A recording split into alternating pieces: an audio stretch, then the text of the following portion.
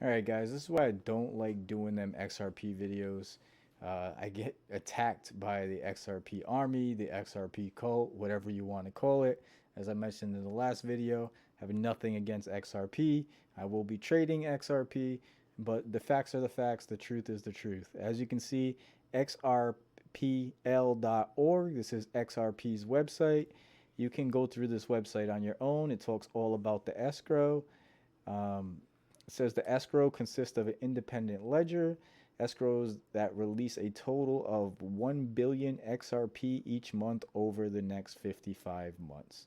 And it's basically supposed to be transparent and let you know how much of the supply they're adding to the market so you can understand it ahead of time and be aware of the impact that it may have on the price. Although you want to say it has nothing to do with the price, if you look here, um, actually, we'll look at the Google search first.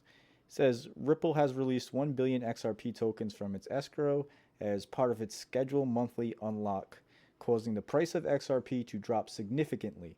The cryptocurrency saw a steep 24.6% decline following the influx of the new tokens, sparking concerns over market stability and liquidity.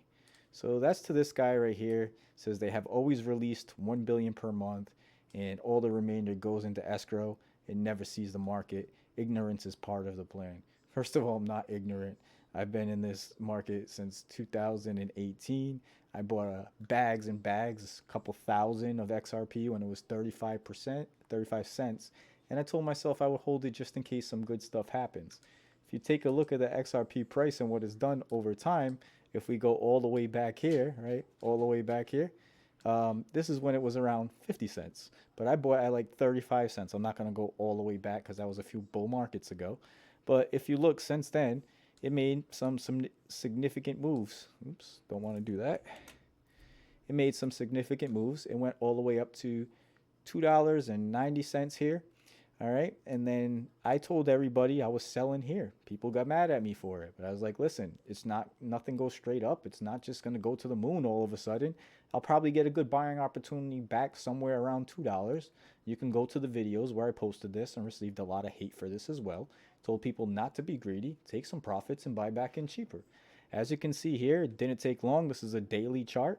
You got 1, 2, 3, 4, 5, 6, 7 days, and we went down to $2. If you look the next day, the 8th day, all the way down to $1.88. I bought back in this level. I said I would. I did. I decided to hold for us to go back up again because I know how this market works. If you're wondering what this red and this green is, I tend to sell during these red blocks. I wait for a high period. I look at the chart, look for indicators that tell me stuff is oversold in the RSI. I wait for a MACD cross, and then I tend to sell. Sometimes I sell before the MACD cross because the MACD is a lagging indicator, and it really just depends on how I'm feeling about the market in that particular coin. But I end up buying back in here. If you look, boom, we did end up going back up. We actually went up all the way to $3.39. What did I do? We're in my green area, so I took some profit again, waiting for us to come back down. Because I don't believe in XRP. I don't think it's the same thing as Bitcoin. I'm not going to get into that right now, but just know that it does move up and down. So if you look here, 1, 2, 3, 4, 5, 6, 7, 8, 9, 10 days later, down to 260. I figured that we'd have slightly more of a pullback than that. So I was waiting for the XRP 1 billion XRP to be released. Now, XRP hasn't been releasing 1 billion XRP over the last few months. They did pause that for a while. That's what helped the price go up. But as you can see here, this was the first. They released the XRP on the first. All right. Now, they say that it's not always going to be on the first. It might not always be in one shot.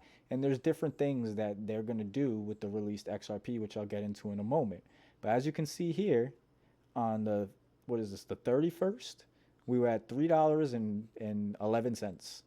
It, the following 3 days, brought the price all the way down to $1.76. That's absurd. And I'm glad that people bought it up and it did recover. But you know what? Whales dumped all of this. Whales dumped all of this. And this was retail buying back up. So this tells me that it can go down again. And it's easy to see this stuff. You can go right to the XRP ledger and look at this stuff, right? So it did go down to the 180, 170, whatever mark. And I did pick up some more XRP to hold because this background is going to be turning green soon. And then I'll look for a point to sell it again. Now, back to these comments. So they always release 1 billion per month. No, that is not accurate. You can actually go here to the XRP site itself. And you can see the escrow consists of an independent ledger, escrows that release a total of 1 billion XRP per month over 55 months. Now, what happens to that XRP? XRP's escrow and releases. Gemini can help you out with this. It goes through all the data, has the information, right? So we're going to scroll down. Use of the released XRP.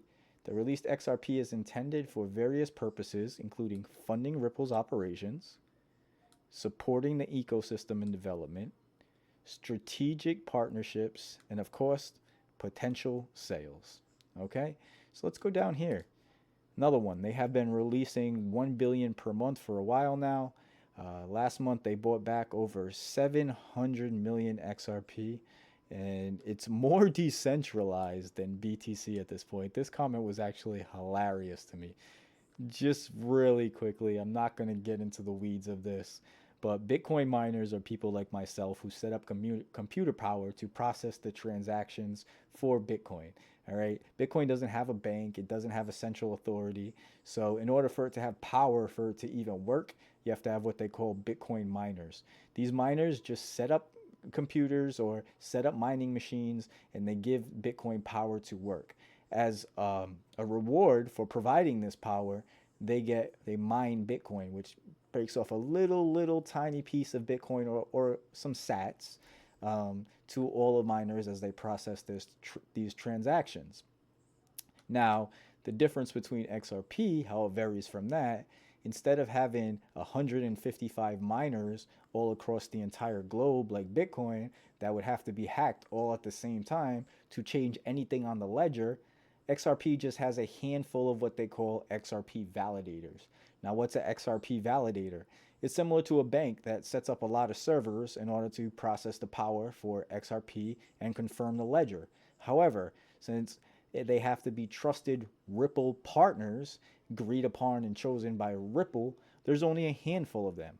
It would be much easier to hack the handful of these validators than it would be to hack 155 million people all across the world, from little miners to big miners. Doesn't matter. They would all have to be hacked within about a 15-second period in order to change the Bitcoin ledger. However, that's not the case with XRP.